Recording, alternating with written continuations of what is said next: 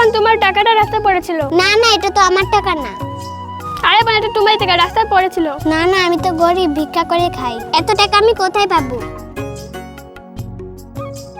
যে আগে টাকা দিয়ে মার ওষুধ কিনবো।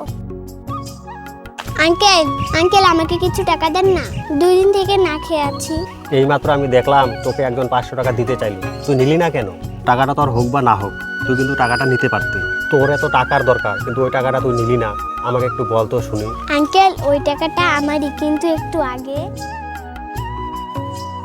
আমি এখন এত টাকা কোথায় পাবো? হে ভগবান, এখন আমি কি করি? আরে সোনা, তুই তো আজকে আমার চোখ খুলে দিয়েছিস। এই নে, এই টাকাটা দিয়ে কিছু খেয়ে নিবি। হ্যাঁ, এই ভিডিওতে কে কাজটি ভালো করেছে আপনারা অবশ্যই কমেন্টে লিখে জানাবেন।